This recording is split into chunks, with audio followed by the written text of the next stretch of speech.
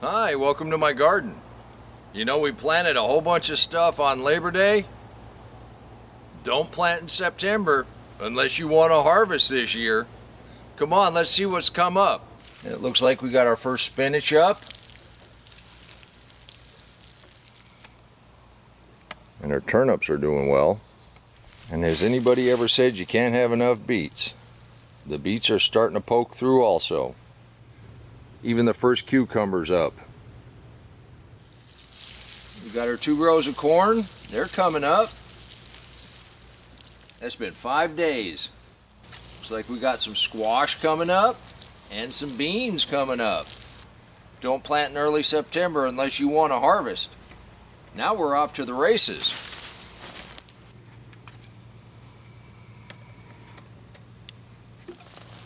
And then you see the lettuce and the peas that we planted. They're coming up just fine. This is why we do it. It's been less than a month. We've got a crookneck squash already. And the lettuce and the beets that we planted just a couple weeks ago that we've been keeping an eye on, if you had those in containers, you just got a couple more days and we can start pinching off those leaves and eating them. So you can actually have a harvest very quickly. You still have time to plant in September. We actually have the very first roots starting to come out. I told you it happens pretty fast. Within the next week we should be able to go ahead and start up potting these.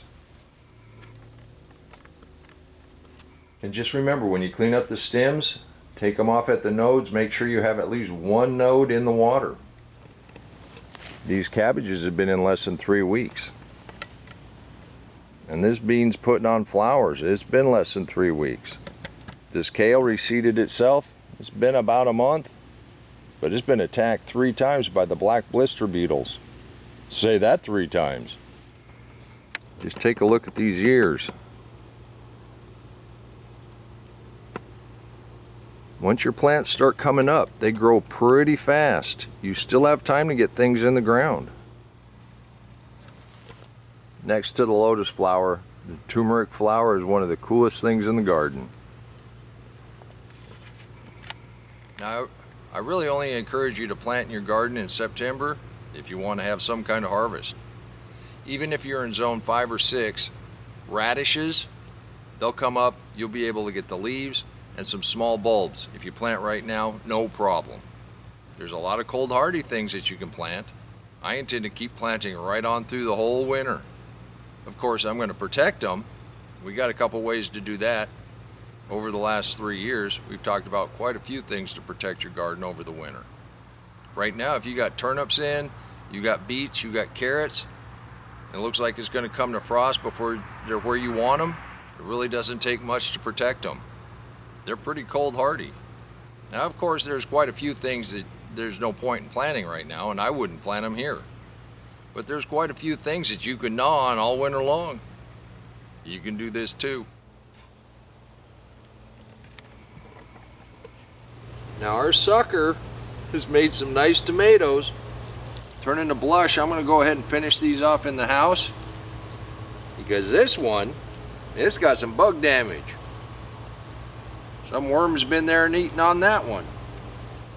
You really can do this. There is enough time to get a small harvest.